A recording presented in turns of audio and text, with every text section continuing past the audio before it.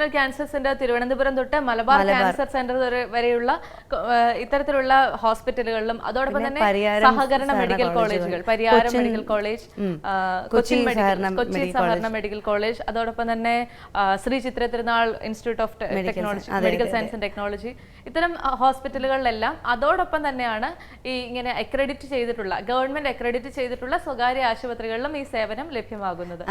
ഇത് ജനങ്ങൾക്ക് അല്ലെങ്കിൽ രോഗികളെ സംബന്ധിച്ചിടത്തോളം വലിയൊരു കൈത്താങ്ങാണ്. കാരണം ഇത്തരം രോഗങ്ങൾ നമ്മൾ എന്നും നാളെ നമുക്കൊരു രോഗം വരുമെന്നോ അല്ലെങ്കിൽ അങ്ങനെ ഒരു വലിയൊരു സമ്പാദ്യം ഉണ്ടാകണമെന്നോ ഒന്നും ചിന്തിച്ചുകൊണ്ടല്ല ജീവിക്കുന്നത്. പ്രത്യേകിച്ച് വളരെ സാധാരണക്കാരായ ജനങ്ങൾ അവർ അന്നേക്കുള്ള അന്നം കണ്ടെത്തുകയും അങ്ങനെ ഒരു കുടുംബം പുലർത്തിക്കൊണ്ട് പോകുന്നവർക്ക് ഇത്തരത്തിലുള്ള രോഗങ്ങൾ പെടുകയുള്ള ഒരു മൊത്തത്തിലുള്ള ഒരു ബുദ്ധിമുട്ട്, അത് നമുക്ക് ശരിക്കും ഈ ഒരു ബെനവലന്റ് ഫണ്ടിലൂടെ അത്തരം ആൾക്കാരെ ഒത്തിരിയധികം സേവനം അവർക്ക് നൽകാൻ കഴിയുന്നുണ്ട് എന്നുള്ളത് തന്നെയാണ് റിപ്പോർട്ടുകൾ.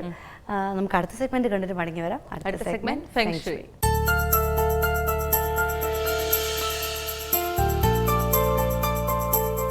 നമസ്കാരം. ലേഡീസ് അവറിന്റെ ഫെങ് ഷുയി സെഗ്മെന്റിലേക്ക് എല്ലാ പ്രിയപ്പെട്ട പ്രേക്ഷകർക്കും സ്വാഗതം.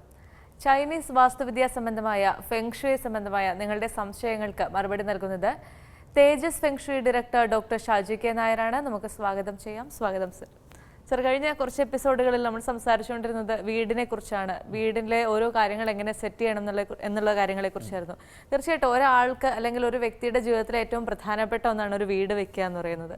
അപ്പോൾ ഇത്തരം കാര്യങ്ങളെല്ലാം പൊതുവെ ആളുകളെല്ലാവരും വളരെ ശ്രദ്ധാലുക്കളുമായിരിക്കും.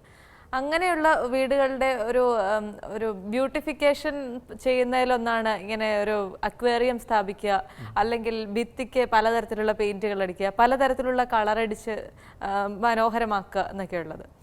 അപ്പോൾ ഈ ഫെങ് ഷുയി മുഖേന ഇത്തരം കാര്യങ്ങൾ ചെയ്യുന്നതിന് എന്തെങ്കിലും വിലക്കുകളുണ്ടോ? ഇത്തരം എന്തെങ്കിലും ചെയ്യാൻ പാടില്ല എന്നുണ്ടോ? അല്ലെങ്കിൽ എന്തെങ്കിലും ചെയ്യാൻ നിർദ്ദേശിക്കുന്നുണ്ടോ? ഇത്തരം കാര്യങ്ങളൊക്കെ ഒന്ന് പറയാമോ? കഴിഞ്ഞ ഒരു എപ്പിസോഡിൽ ഞാൻ കുറിച്ച് വിശദീകരിച്ചതായിരുന്നു. എന്നാലും ഞാൻ ഒന്നും കൂടെ പറയാം. കളറൊക്കെ നമ്മൾ വളരെ ശ്രദ്ധിച്ച് കൈകാര്യം ചെയ്യേണ്ട ഒന്നാണ്. ആവശ്യമില്ലാത്ത കളർ അടിച്ചു കഴിഞ്ഞാൽ അതിനകത്ത് ദോഷങ്ങൾ പലതും ഉണ്ടാവും. കഴിഞ്ഞ എപ്പിസോഡിലാണെന്ന് പറഞ്ഞു അതിനെക്കുറിച്ച് വിശദീകരിച്ചു. എന്നാലും ഒന്നും കൂടെ ഞാൻ നിങ്ങളെ ഒന്ന് ഓർമ്മിപ്പിക്കാം. നമ്മളൊരു വീട് പണി പൂർത്തിയായി കഴിയുമ്പോൾ അതിനകത്ത് കളർ ചെയ്യുമ്പോൾ കോമണായിട്ട് നമുക്ക് ഓഫ് വൈറ്റും ഗ്രേയും നമുക്ക് മിക്സ് ചെയ്ത് കൊടുക്കാം, അല്ലെങ്കിൽ പിസ്ത ഗ്രേയും നമുക്ക് കൊടുക്കാം. ഓരോ റൂമുകളിലും അതിൻ്റെ കോമ്പിനേഷൻസ് അനുസരിച്ച് ഞാൻ ഒരു വീട്ടിൽ 4 ദിശകളും 4 കോണുകളുണ്ട്, ടോട്ടൽ 8 എണ്ണം. ഇതിൽ ഓരോ സ്ഥലങ്ങളിലും ഓരോ കോമ്പിനേഷൻസാണ്. അത് ഫ്ലൈയിങ് സ്റ്റാർ ഫെങ് ഷുയി അറിയാമെന്നുള്ളവർക്ക് മാത്രമേ അതിനെക്കുറിച്ച് വ്യക്തമായിട്ട് കാൽക്കുലേറ്റ് ചെയ്തെടുക്കാൻ പറ്റത്തുള്ളൂ. മെയിൻ ഡോറിൽ നിന്ന് വരുന്ന എനർജി ഏത് ലെവൽ, അത് ഏതൊക്കെ കോമ്പിനേഷൻസാണ് ഓരോ റൂമിൽ നിൽക്കുന്നത്. അതിൽ പലതും വരാം. 8 വരാം, അതാണ് ഏറ്റവും പവർഫുൾ. 6 അതും പവർഫുള്ളാണ്. പിന്നെ 2-5 ഏറ്റവും നെഗറ്റീവാണ്. 4-3 എന്ന് പറയുമ്പോൾ രണ്ടും കൂടെ ബാലൻസ് ചെയ്ത് നിൽക്കുന്നതാണ്. 9-7 ഇങ്ങനെ ഓരോ പലതും വരാം. 5-2 വരാം. ഇങ്ങനെ പല പല കോമ്പിനേഷൻസൊക്കെ നമുക്ക് വരാം. അതിനകത്ത് ഈ ഓരോ റൂമുകളിൽ ഏത് കോമ്പിനേഷനാണ് നിൽക്കുന്നത്, അതിൻ്റെ എനർജി എങ്ങനെ കുറയ്ക്കാം അല്ലെങ്കിൽ എങ്ങനെ ബൂസ്റ്റ് ചെയ്യാം, ഇതനുസരിച്ചുള്ള പെയിൻറ്റുകളാണ് നമ്മൾ മിക്സ് ചെയ്ത് ചെയ്യേണ്ടത്. അതിൽ 9-7 നിൽക്കുന്ന റൂമുകളിൽ കൂടുതലായിട്ട് ബ്ലൂ കളർ സ്കിൻ, അതായത് ഈ 7 എന്ന് പറയുന്നത് എന്താ പറയുക, ഒരു റോബറി സ്റ്റാറാണ്. എപ്പോഴും മോഷണം കാര്യങ്ങളൊക്കെ ഉണ്ടാവാൻ ചാൻസ് ഉള്ള ഒരു സ്റ്റാറാണ് 7. ആ 7ൻ്റെ എനർജി കുറയ്ക്കണമെങ്കിൽ അത് വെള്ളം കൊണ്ട് മാത്രമേ കുറയ്ക്കാൻ പറ്റത്തുള്ളൂ. അപ്പോൾ അതുകൊണ്ടാണ് ബെഡ്റൂം ആണെങ്കിൽ ബെഡ്റൂമിൽ ജലസാന്നിധ്യം പാടില്ല, വെള്ളം കൊണ്ട് വയ്ക്കാൻ പാടില്ല. അപ്പോൾ അതിനകത്ത് വെള്ളത്തിൻ്റെ പിക്ചർ പോലും വയ്ക്കാൻ പാടില്ല. അപ്പോൾ അതിനൊരു ഇത് വരാൻ വേണ്ടിയാണ് ബ്ലൂ കളർ അവിടെ നമ്മൾ ആഡ് ചെയ്യുന്നത്.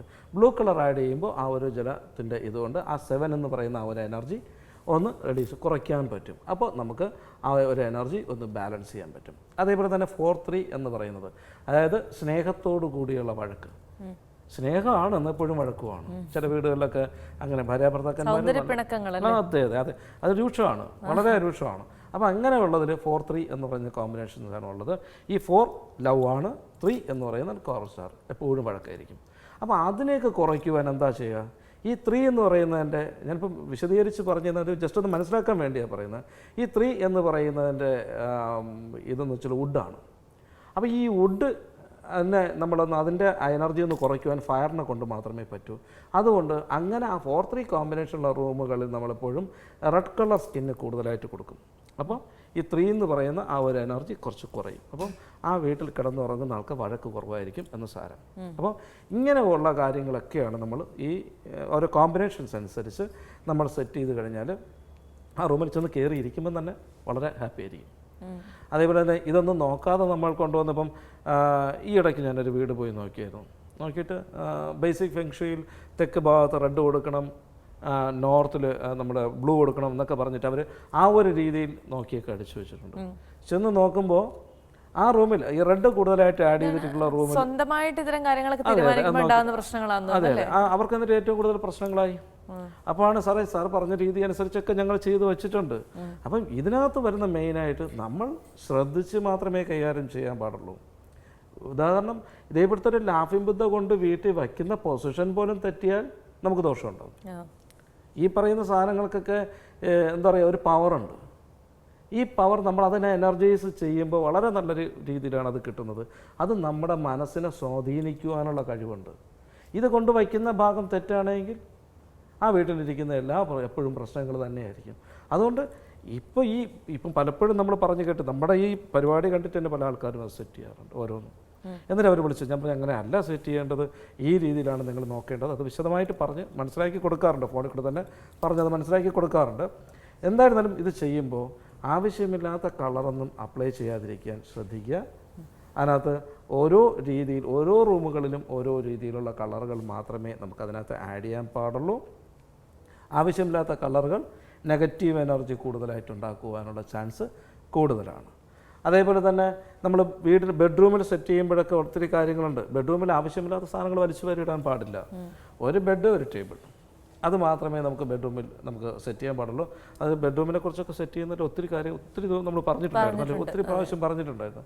അപ്പോൾ ഇതൊക്കെ നമ്മൾ വളരെ ശ്രദ്ധിച്ച് ഒരു വീട് കൈകാര്യം ചെയ്ത് എടുത്തു കഴിഞ്ഞാൽ വളരെ നല്ലൊരു മാറ്റമായിരിക്കും നമുക്കുണ്ടാകുന്നത്. കഴിഞ്ഞ എപ്പിസോഡിൽ നമ്മളൊരു അക്വേറിയത്തിൻ്റെ കാര്യം പറഞ്ഞായിരുന്നു. അപ്പോൾ ഈ അക്വേറിയം നമ്മളെപ്പോഴും സെറ്റ് ചെയ്യുമ്പോൾ അതിനകത്ത് 8 ഗോൾഡ് ഫിഷ്, അതേപോലെ തന്നെ ഒരു ബ്ലാക്ക്, അത് ബേസിക് ഫെങ്ഷുയി മുഖേന അത് പറയാറുണ്ട്. പിന്നെ അരോണ, പിന്നെ ഫ്ലവറോൺ, ഇങ്ങനെയുള്ള മീനൊക്കെ നമുക്ക് വീട്ടിൽ വളർത്താൻ നല്ലതാണ്. ഏറ്റവും സുലഭമായിട്ട് കിട്ടുന്നത് ഈ ഗോൾഡും ബ്ലാക്കുമാണ്. അപ്പം ഇങ്ങനെയുള്ള ഫിഷ് നമ്മൾ സെറ്റ് ചെയ്യുമ്പോൾ, അക്വേറിയം സെറ്റ് ചെയ്യുമ്പോൾ വീടിൻ്റെ ലിവിങ് റൂമിൻ്റെ, ബെഡ്റൂമിൻ്റെ അല്ല, എപ്പോഴും ശ്രദ്ധിക്കുക, ബെഡ്റൂമിലൊന്നും അക്വേറിയം കൊണ്ട് വയ്ക്കരുത്.